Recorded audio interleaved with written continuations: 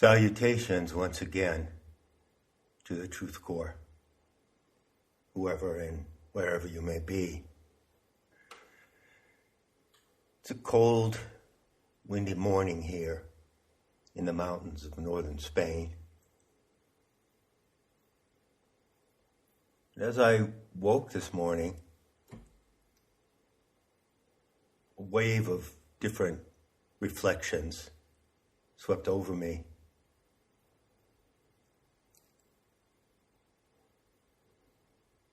And the strongest of those reflections came with an emotion,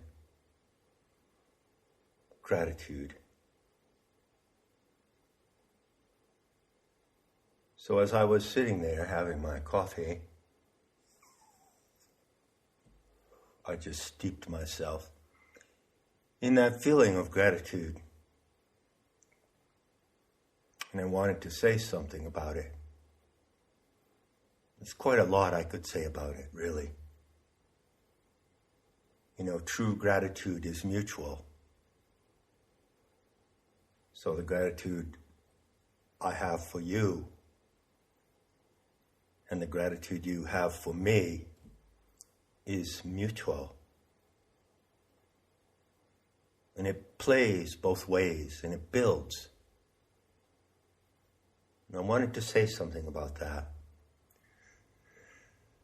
But I don't know exactly how to start.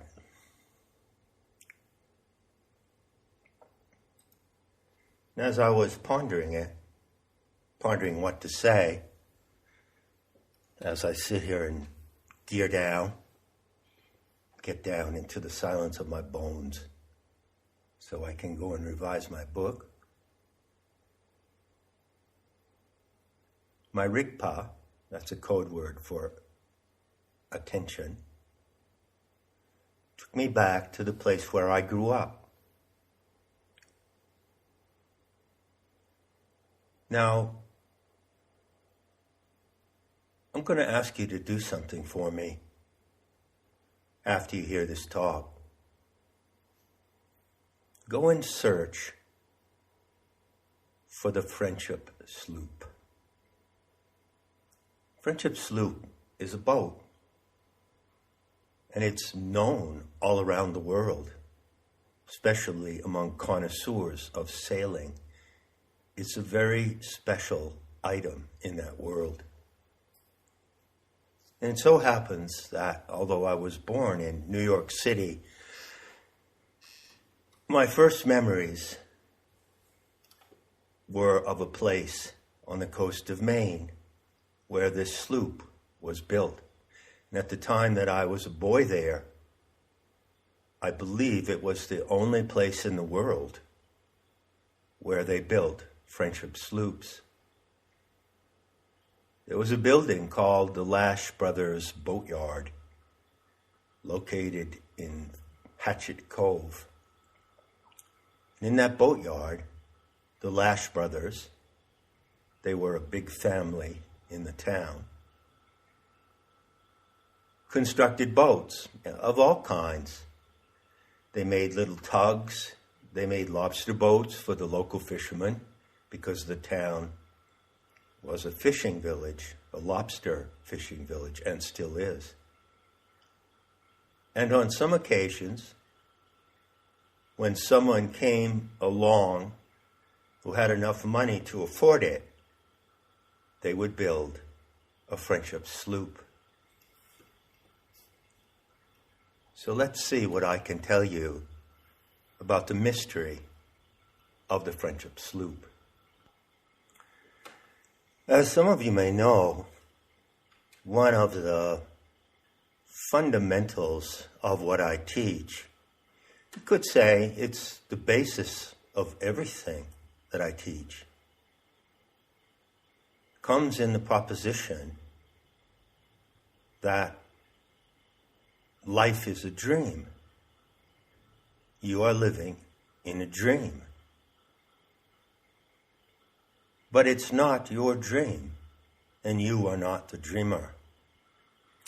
When you seek to know who the dreamer is, in whose dream you live really and materially, it's totally real. It's not an illusion. It's not a simulation. It's not a phony hologram. It's a living dream. And when you seek to know who the dreamer is, and when you come to know, then you know the mystery of life. You arrive and you reach the mystery of life at its core. And that mystery is the same for everyone, because the dreamer is the same for all of us. So that is the essence of what I teach, really. And when you move into it, you find that the dream and the knowledge of the dream is awesome. It's endlessly rich.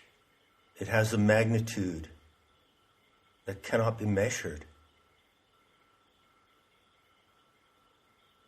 And it determines the fabric of your life. Your life is woven into the dreaming of the wisdom goddess, she who turned into the earth. I've written a lot about the ancient mysteries of the pagan world. And why were they called mysteries? Just asking for a friend. Well, those seers and mystics who founded the mysteries knew how to reach the core of the dream that produces the world where you find yourself today, produces and sustains the world, and the dream, the power of the dreamer that directs the course of this world. If you are attracted by the proposition that you're living in a dream, you'll see that it immediately gets better. Immediately, the possibility arises, a kind of adventure. And this adventure involves getting to know the dreamer. Just consider it for a moment. I've often said that each one of us has two identities. There is who you are, and then there is what you are. So, who are you? Well, it's a mundane formula.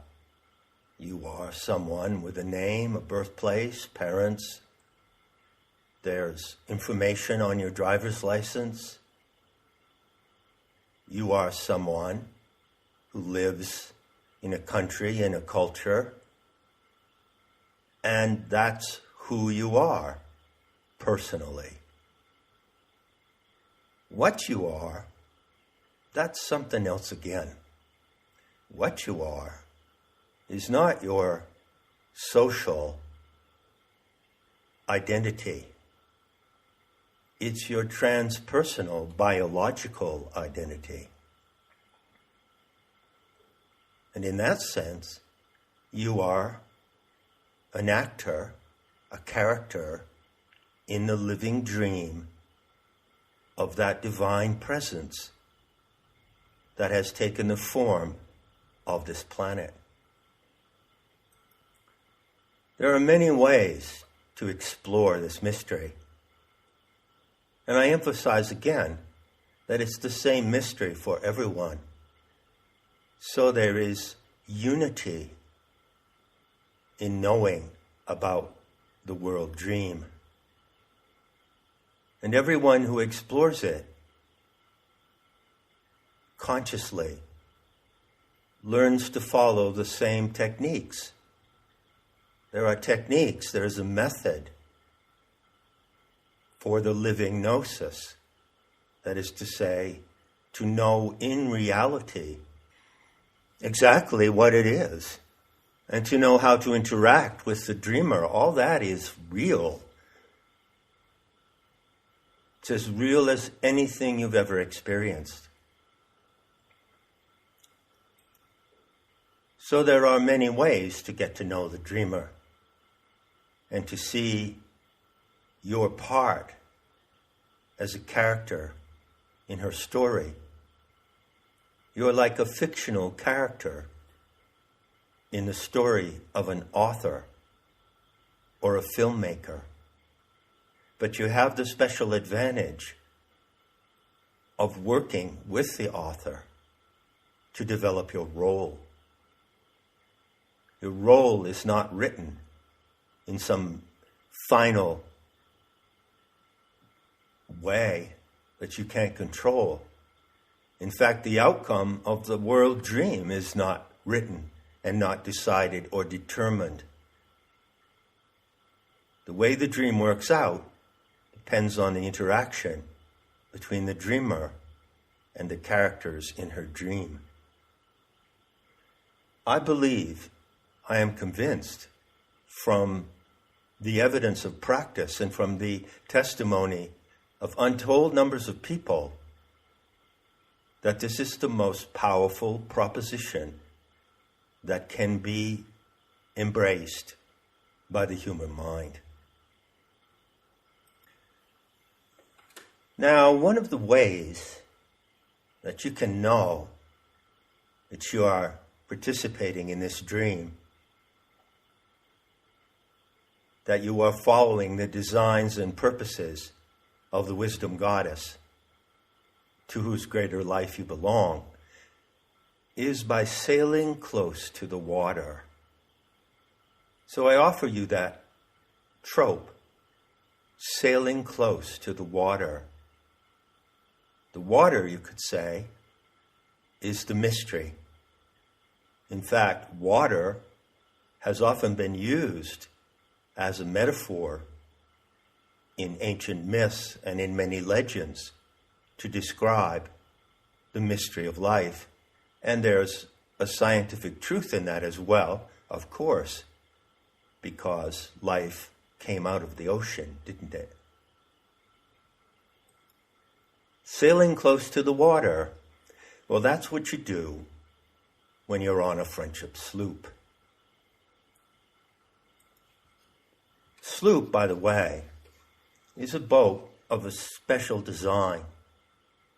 It has an elegant curvature. In certain ways, it could remind you of a Greek amphora or a curved lamp. It has the elegance of a swan. Now, a sloop is basically just a single-masted sailboat with one head sail. But there are also sloops that are designed for warfare. And it's a small vessel, smaller than a frigate. There's actually something called a sloop of war. And it has all of the guns on the deck, not below deck. And it's small, and it sails low in the water. So imagine that you're on a sloop. Now there is the area in front of the helm, the cabin area, and you stand there, but the deck of the sloop, which surrounds you, is higher. Generally, it's about the height of your hip or a little lower. So the deck of the sloop, of course, runs around both sides, up around the front, so you can walk up along the deck and stand on the front of the sloop. And it curves around at the stern. And there's a piece of wood that runs around the border of the whole deck, from the point of the bow to the stern. And that's called the gunwale. Gunwale. W-A-L-E. It's pronounced gunwale. So it's actually a piece of wood that is generally rounded. So you could put your hand on it and you could grasp it with your hand. And in that way you grasp the sloop. You stand inside on the floor of the cabin, but you can lean toward the deck and you can put your hand on the gunwale and you can lean on the side of the sloop. And you can lean out and look down at the water. Now, one thing about the Friendship sloop is that it's cut very low. And so at moments, as the boat turns this way and that through the wind, it tilts. And sometimes it tilts so far that the gunwale is only an inch or two above the water. So if you're standing there with your hand on the gunwale firmly and the boat tilts, well, you can actually feel the water on your fingers sailing close to the water. If you look in the information that's available on the internet, you'll find that the word sloop is of unknown origin. It seems to be a Dutch word, but as a matter of fact, almost exactly the same word occurs in a dozen other languages: Italian, Norwegian, Finnish, French, almost exactly the same word. Yet the origin of this word, sloop, is unknown. But I have a sort of gift for exploring the meaning of words. And it seems to me obvious that that sound in that word plays toward another sound. It plays, for instance, toward the word slew, S-L-E-W. So what does it mean to slew? Well, the car slewed on the icy road, you see. It also plays toward the word slalom. So what does a skier do in a slalom? Well, they weave back and forth, right and left. And that is the motion of a sloop. That's the motion of all sailboats, of course, that they weave back and forth in the wind. They veer in one direction or another. But because the sloop is designed so that the cut or angle or curve of the deck is very low, when the sloop swerves, it sails really close to the water.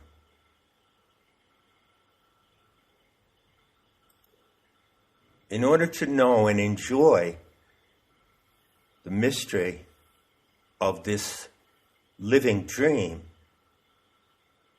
you sail close to the water.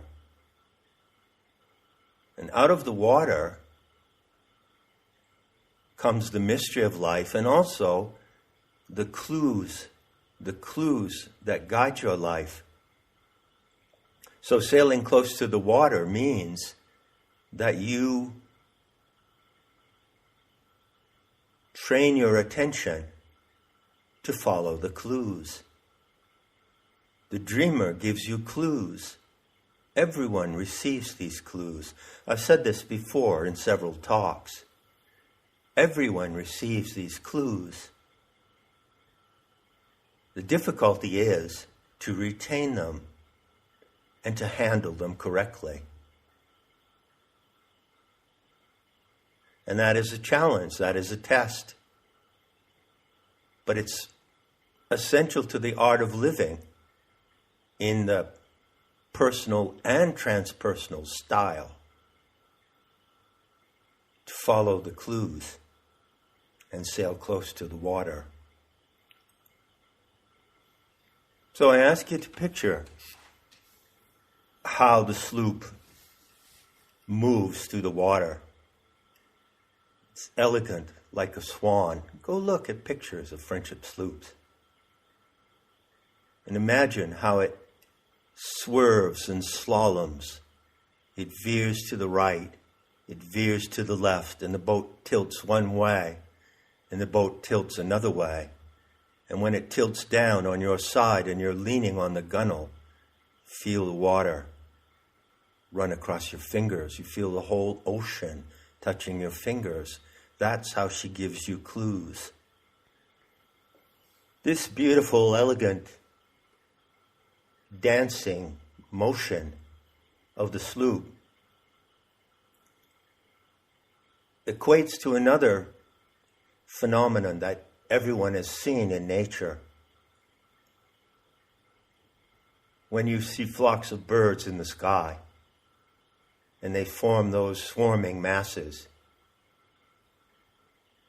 the murmuration of starlings. Have you seen that? A massive flock of birds, some hundreds, maybe thousands, all flying together in the sky, and they make a dark mass. And not one of them runs into the other, not one of them crosses the path to the other and knocks the other one on course, does it? They demonstrate a morphogenetic field. And notice how it plays. It surges in different directions. And then at a certain moment, the whole mass of the flying birds turns. It turns and pivots in another direction. And often the shapes that are formed are infinity shapes, like the two loops of the Lorentz strange attractor. That is the living action of a morphogenetic field right before your eyes. That is an expression of the lyrical beauty of the dreaming of the Earth Mother.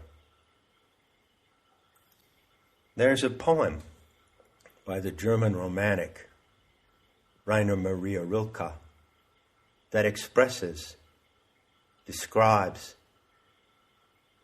the murmuration of starlings. It's from the sonnets to Orpheus, and it goes like this. Choose to be changed.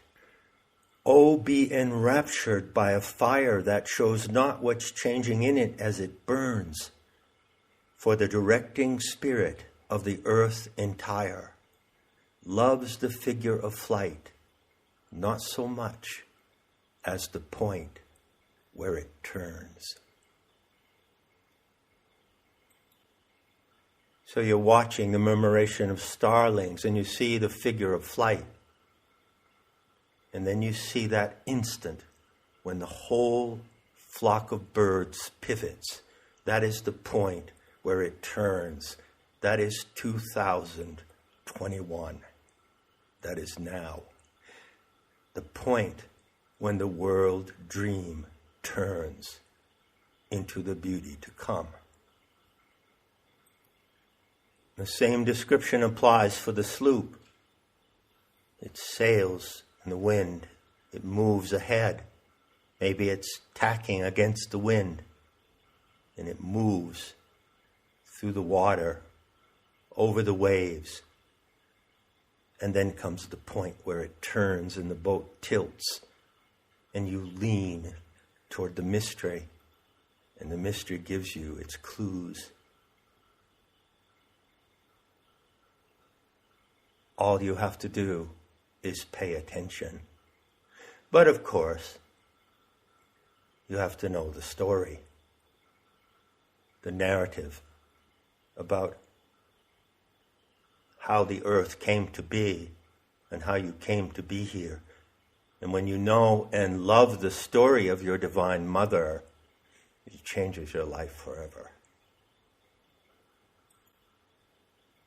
I said years ago, and I can't tell you how many people have thanked me for saying so, that when you enter this adventure of the world dream as a knowing character, knowing what you are to her, you realize that your life is not your own. It was never your own. And it is so liberating and so transcendent to know that. No, I'm not proposing that everyone who survives in the beauty to come will know what I am talking about exactly in this way. But some will. Some will. And they will be the quantum of conscience in the next world, beyond the nightmare of the Soviet regime.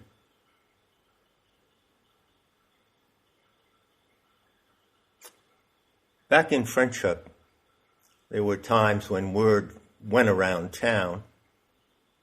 Most of the population, well, a third of the population of Friendship was the Lash family. Only about 1,000 people living in Friendship then, and even now, I think it's a little more than that. Word would go around that they were building a sloop down at the boatyard. So I would go down there, age about 10, 11. And inside they had this huge boiler filled with water. And they cranked it up, fed a lot of wood into it until it really shook and it really got hot. It was a rather ramshackle affair. Might remind you of kind of like the boilers that they have in where they make moonshine liquor. And attached to this boiler was a big duct, and the duct ran into a kind of a tunnel that I think was lined with tin inside. And so this tunnel would fill with steam. And then the workmen in the boatyard would take these beams that they had cut in a particular way with the big saws that were there, and they would slide these beams through this tunnel and leave them in there. They'd do it one at a time, and they'd leave it in there until it got soaking wet and very, very hot. And then they would pull it out with gloves, of course, and they would take it over to the frame of the Friendship sloop, and they would lay it up on the side and bend it, curve it, and clamp it in place. That's how they built the hull of a Friendship sloop. And I used to watch this process with awe. I just thought it was so incredible. And I loved it, especially because I knew that when the hull was completed, they would give me a little work, and I could earn a few dollars. How did I do that? Well, I did the caulking of the hull. So they would give me a bucket with some kind of sealant in it, some kind of tar. And they would give me a big bundle of a coil of caulking line, which is like heavy cotton.